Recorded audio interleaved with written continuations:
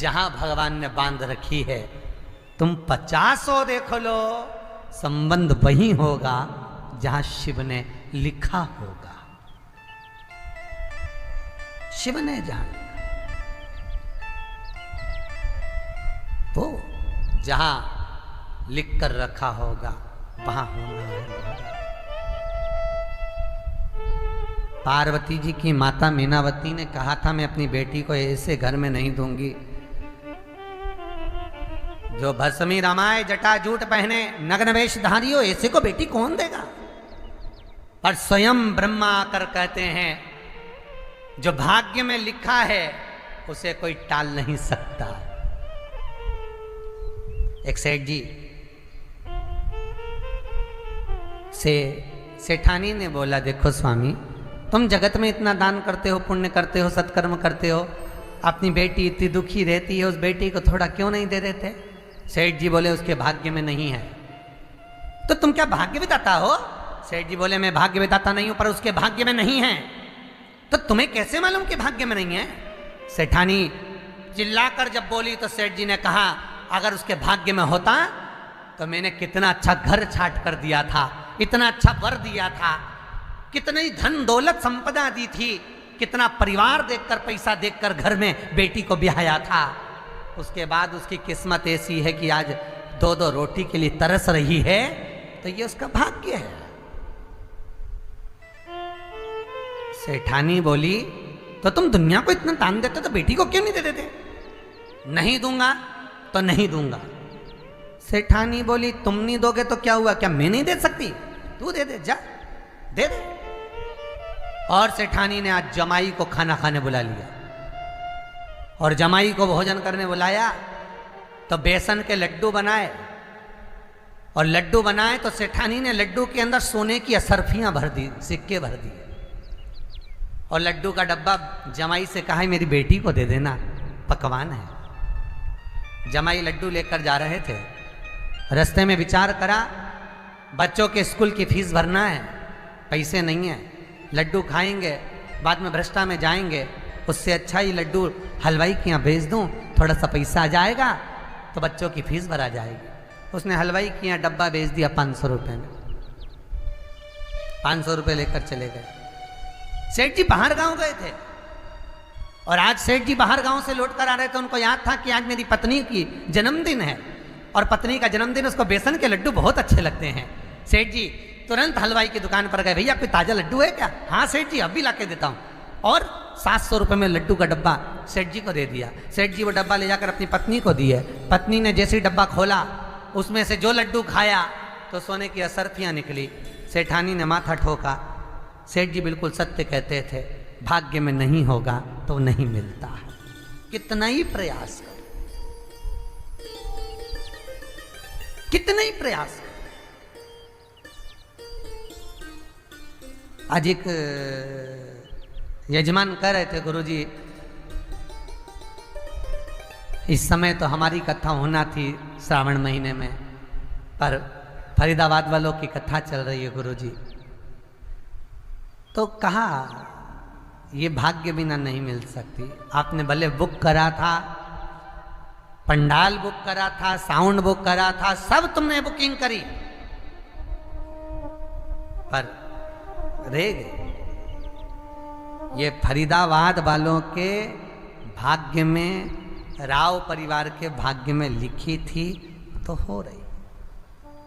जिसके किस्मत में भाग्य में लिखा वो करा लिया, जो नहीं लिखा नहीं कर रहे। होगी जिन जिन की आंखें रह गई है। कथाएं इतनी सारी मार्च से लेकर की जो अभी तक का क्रम है, और आगे का भी कुछ नहीं कह सकते। जो कथाएं कैंसिल होती गई हैं वो आगे होगी। जब बाबा विश्वनाथ कृपा करेगा, शंभु कृपा करेगा, तब होगी। तो जन्म मरण परण 3 शंकर के हाथ में है। जन्म देने वाला भी भोलेनाथ है, जन्म वो देता है। मरण देने वाला, मृत्यु देने वाला भी वही है। वो कहेगा तब मृत्यु होगी। अकाल मृत्यु वो मरे, जो काम करे चंडाल का, काल उसका क्या बिगाड़े, जो भक्त हो महा काल शंकर देने वाले। परण विवाह, गुरुजी लड़की को मंगल है, गुरुजी लड़के को मंगल है, क्या करा जाए, कुछ मत करो। प्रदोष के व्रतों में वर्णन किया गया है कि रवि का प्रदोष, भौम का प्रदोष, मंगल का प्रदोष, बुध का प्रदोष, गुरु का प्रदोष, शुक्र का प्रदोष, शनि का प्रदोष। जो प्रदोष पड़ते हैं पूरे महीनों में, पूरे वर्ष में, मंगल का प्रदोष निकाल कर रख लो कि मंगल का प्रदोष इस दिन पड़ रहा है, मंगल की त्रयोदशी तिथि पड़ रही है, प्रदोष व्रत मंगलवार का पड़ रहा है। और जिन लड़का लड़की को मंगल होते हैं, जिन कन्या और वर को मंगल होते हैं, केवल शंकर भगवान के मंदिर में जाकर चौमुखी दिया, 4 बत्ती का दिया आटे का, उसमें घी डालकर लड़की शंकर भगवान के मंदिर में मात्र 7 बार शंकर पे से उतार कर, 3 बार स्वतः उतार कर शिव के मंदिर में रख देती है। उसका मंगल आड़े आता ही नहीं है और वो लड़की का विवाह मात्र 3 महीने के अंदर लड़के लड़की का विवाह पक्का हो जाता। मंगल नहीं आता सामने। मंगल प्रदोष व्रत का इतना महत्व है महाराज। ये प्रदोष व्रत होता क्या है, प्रदोष व्रत का महत्व क्या है? शिव महापुराण की कथा कहती है शंकर भगवान का प्रदोष का व्रत, अर्थात चंद्रदेव को जो क्षय रोग हो गया, बीमार पड़ गए, शरीर गलकर नीचे गिरने लगा, तब देवर्षि नारद ने भगवान चंद्र को शंकर भगवान के पूजन का विधान बताया। और पूजन करते करते त्रयोदशी तिथि आ गई, जिस त्रयोदशी के दिन चंद्रदेव ने सुबह से शाम तक कुछ नहीं खाया। शाम के समय सूर्य अस्त के पहले चंद्रदेव ने स्नान किया, श्वेत वस्त्र धारण करे, और श्वेत वस्त्र धारण कर कर चंद्रदेव शंकर के शिवलिंग की पूजन करने बैठ गए। शंकर भगवान के शिवलिंग की पूजन जब चंद्रदेव ने करी, हाथ में अक्षत लेकर चंद्रदेव ने शंकर को समर्पित करे, ओम उमापति नमः कहकर जब चंद्रदेव ने शिव को समर्पित करे, भगवान शंकर त्रयोदशी के दिन प्रदोष समय में, प्रदोष काल में प्रकट हो गए और प्रकट होकर बोले, ऐ चंद्र, तुमने आज मेरा अनुरोधन किया है, आज मेरा स्मरण किया है, जाओ आज त्रयोदशी के दिन प्रदोष काल में मैं तुम्हारे शरीर को स्वस्थ करता हूँ। तब से ये प्रदोष व्रत प्रारंभ हुआ है महाराज। किसने करा है प्रदोष व्रत? भगवान विष्णु ने करा था। जब घोड़े का मुंह लगा हयग्रीव अवतार, लक्ष्मी जी हंस दी थी तो घोड़े का मुंह भगवान विष्णु का लगा, तब भगवान विष्णु ने प्रदोष व्रत करा था। भगवान विष्णु प्रदोष व्रत 11, 26 एक प्रदोष का महत्व, एक एक प्रदोष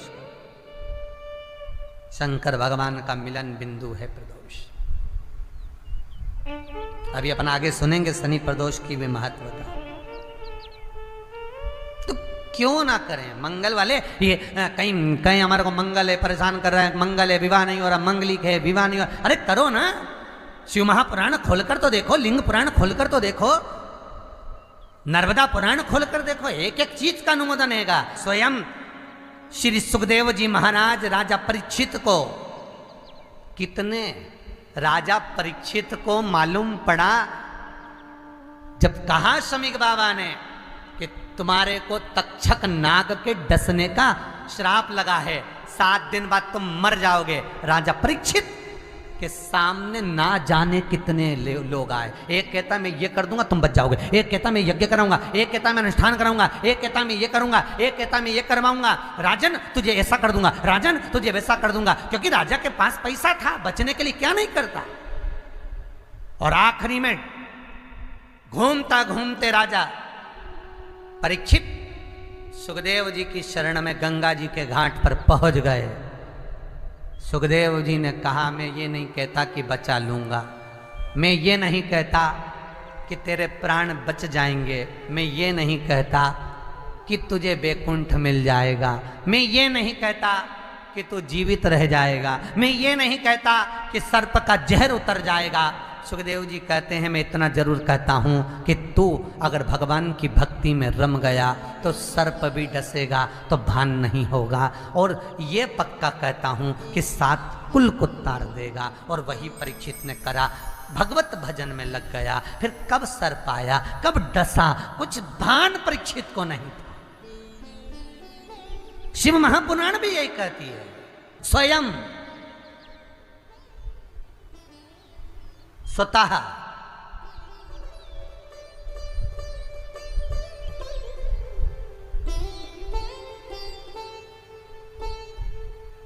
अपना स्वयं का करिए, भजन करो,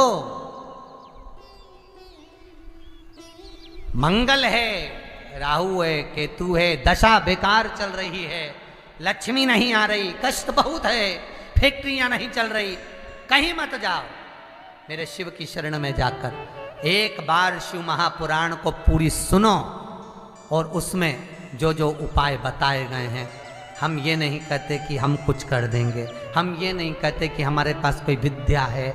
मेरा निवेदन आप सबसे है, आप सबसे भी मैं निवेदन करना चाहूंगा। कई माताएं फोन कर कर बोलती हैं, हमारे को कष्ट है, हमें गुरुजी से बात करना है, हमको ये पूछना है, हम नहीं, आपसे निवेदन है, कुछ पूछने के लिए आप कभी भी कॉल ना करिए, फोन ना करिए, कुछ पूछने के लिए आप मैसेज ना करिए, हम नहीं बता पाएंगे। क्यों? क्योंकि शिव महापुराण में जो लिखा है हम केवल वो बता सकते हैं, और केवल पुराण में